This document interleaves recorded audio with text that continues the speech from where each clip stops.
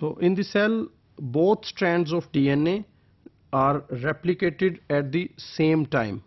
So these two strands, they start replication at the same time. So it requires separation of the two strands of the double helix to create two template DNAs. So as you know, one DNA molecule is present, and in this one molecule two strands are helically coiled.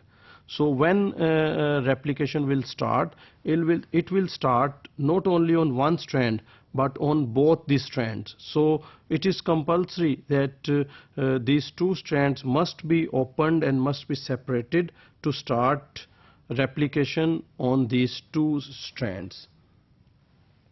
The junction between the newly separated template strands and the unreplicated duplex DNA is known as the replication fork. So replication fork is the junction between a double-stranded DNA and the single-stranded DNA strand.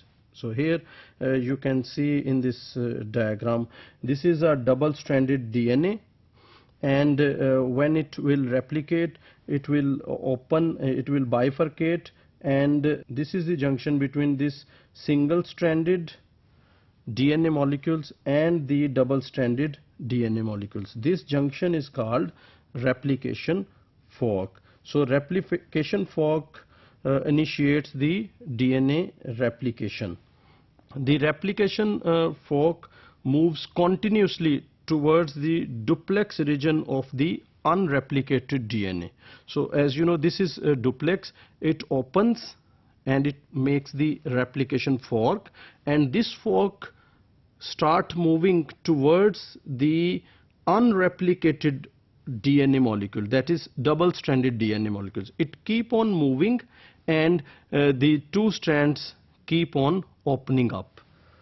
As the fork moves, it creates two single-stranded DNA that each act as a template and direct the synthesis of a complementary strand. So at a replication fork, two single-stranded templates are formed, and these two templates make two new strands. So in this way, a single DNA molecule will be replicated into two DNA molecules.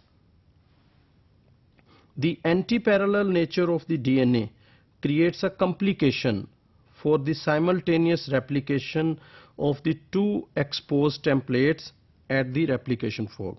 You know, the two strands of DNA, they have anti-parallel nature. One strand runs from 5 to 3 prime, and the other strand runs to from 5 to 3 prime. So in one side, one strand has 5 prime, the other one has 3 prime. On the other side, one strand has 3 prime and the second strand has 5 primes. This is called anti-parallel arrangement of the strands. So this anti-parallel arrangement, it creates some complications for the synthesis of new strands on the two single-stranded templates. Because you know, DNA is only synthesized by elongating a 3 end, that is, this synthesis only from 5 to 3 prime.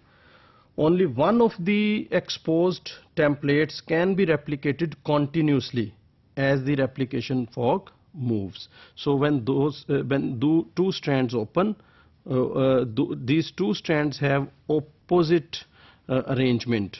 One has 5 to 3, the other one has 3 to 5.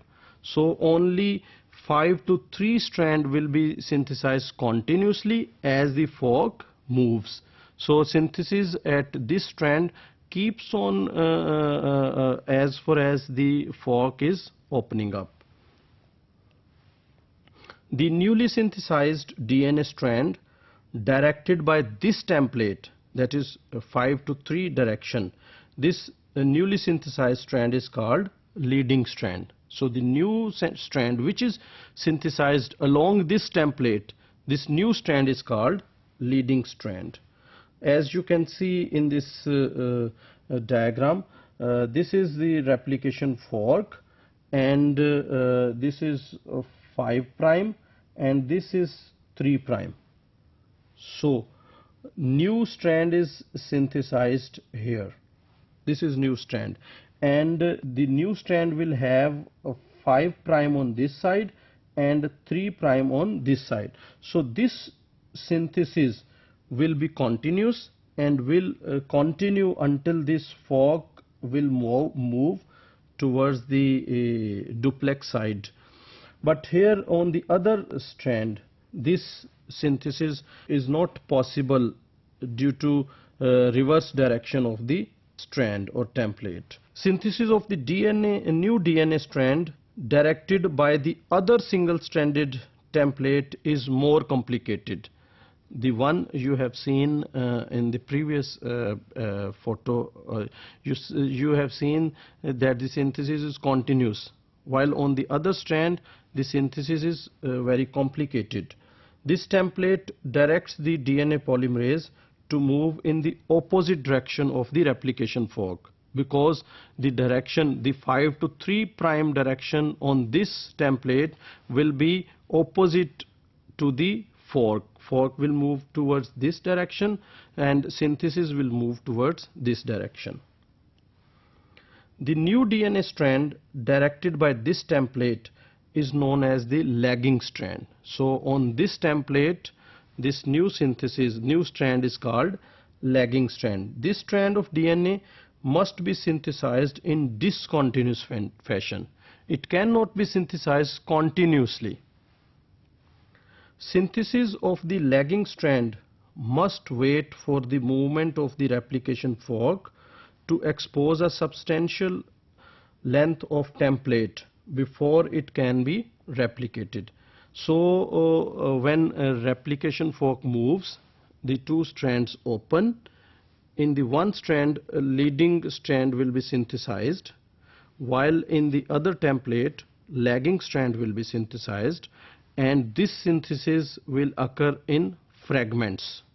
So when the fork will move forward, it will expose substantial length on this strand, and then the new fragment will be synthesized.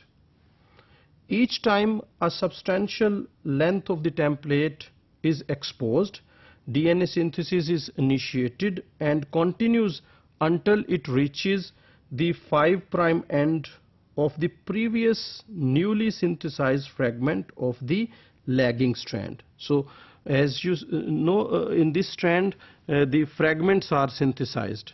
So when the replication fork will open, this length will be exposed.